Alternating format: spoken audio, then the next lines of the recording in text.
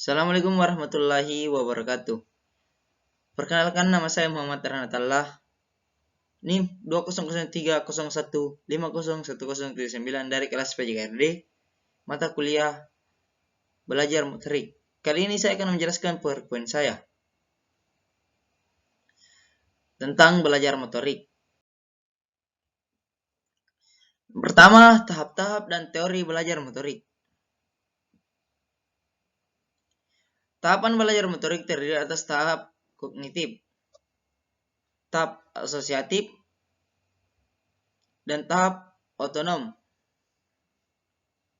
Ketiga tahap ini harus mendapat perhatian lebih serius dalam belajar motorik agar hasil yang dicapai sesuai dengan harapan dengan waktu yang lebih efisien. Beberapa ahli sependapat bahwa belajar keterampilan motorik berlangsung melalui beberapa tahap. Motorik merupakan media dalam mempelajari pendidikan jasmani dan olahraga. Oleh karena itu, tahap-tahap belajar yang dilakukan adalah sama dengan orang belajar keterampilan yang lain. Rob tahun 1972 membagi tahap belajar motorik dalam beberapa tahap, yaitu yang pertama tahap pembentukan rencana, yang kedua tahap latihan, dan yang ketiga tahap pelaksanaan.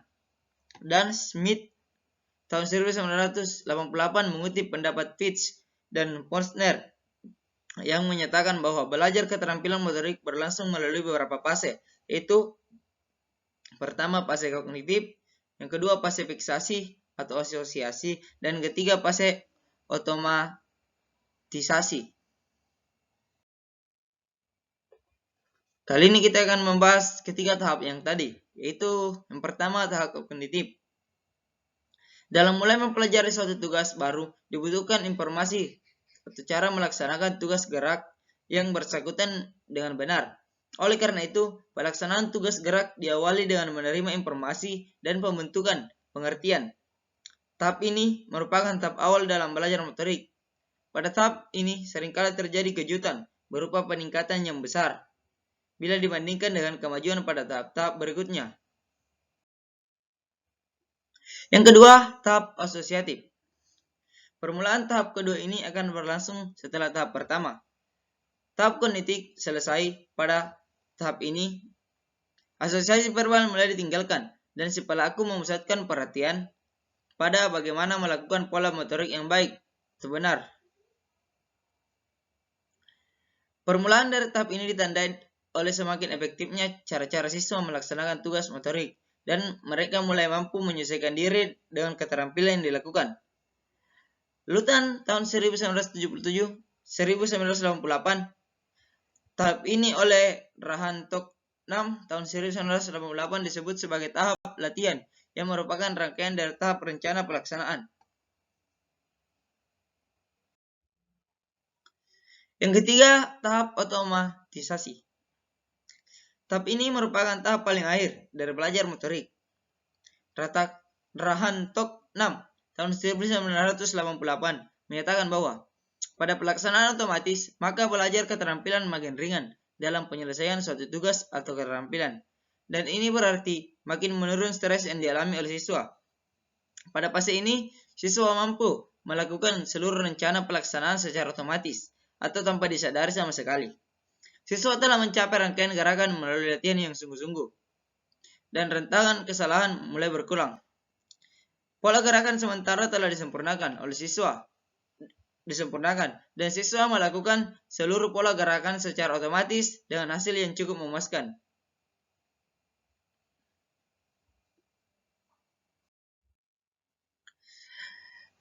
Untuk tahap pertama ini, Adams menyebutnya dengan istilah motor verbal. Lulusan tahun 1988, sedangkan Rahantok 6 tahun 1988 menyebut tahap ini dengan istilah tahap formasi rencana. Pada tahap ini siswa harus memahami apa yang diperlukan oleh keterampilan atau tugas tersebut. Siswa harus memformulasikan rencana pelaksanaan dan apabila telah memperoleh konsep-konsep verbal yang cukup, maka dia akan dapat mencerna keterampilan tersebut sampai pada taraf tertentu pada fase ini. Dan Fitch tahun 1965 menyebut tahap ini sebagai tahap fiksasi. Pada tahap ini, gerakan yang dilakukan siswa tidak lagi untung-untungan, tetapi makin konsisten. Gerakan siswa makin terpola, dan mereka mulai menyadari kaitan antara motorik yang dilakukan dengan hasil yang dicapai. Adams menyebutnya sebagai motor stag. Pada tahap ini, motor verbal semakin ditinggalkan dan siswa mulai memusatkan perhatian bagaimana melakukan pola gerak yang baik, daripada mencari-cari pola mana yang akan dihasilkan.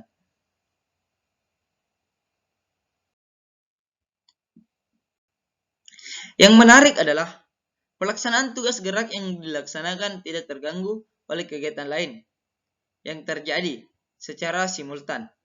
Dan siswa tidak terlalu banyak menempatkan perhatian pada tugas gerak yang sedang dilaksanakan. Keuntungan dari otomatisasi gerakan ini, siswa akan dapat memproses informasi penting yang lain yang dapat menunjang tugas gerak, seperti taktik bermain yang harus dilakukan. Selanjutnya ada pertama teori belajar motorik.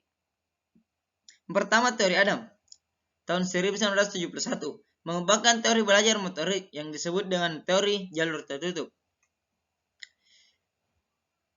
Teori ini menyatakan bahwa proses belajar motorik berlangsung pada jalur tertutup. Maksudnya, umpan balik dari anggota badan yang terus-menerus selama latihan merupakan sumber koreksi utama untuk kebenaran suatu gerakan. Smith tahun 1988. Dengan kata lain, dapat dijelaskan, apabila seseorang melakukan suatu gerakan maka akan menghasilkan umpan balik intrinsik yang berguna untuk mengarah gerak anggota badan dan penggunaan waktu timing yang tepat. Untuk memperoleh gerakan yang tepat, peranan jejak perceptual trace merupakan faktor yang paling menentukan.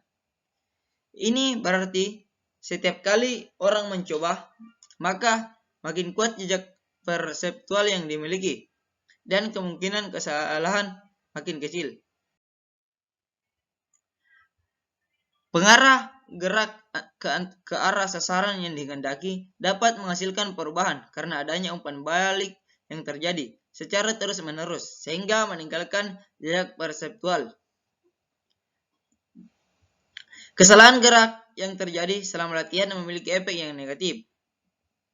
Hal ini disebabkan jika terjadi suatu kesalahan gerak, maka umpan balik yang diperoleh akan berbeda dengan gerakan yang benar. Karena kondisi tertentu, jejak perseptual mengambil alih sebagai pengontrol terhadap gaya yang terjadi.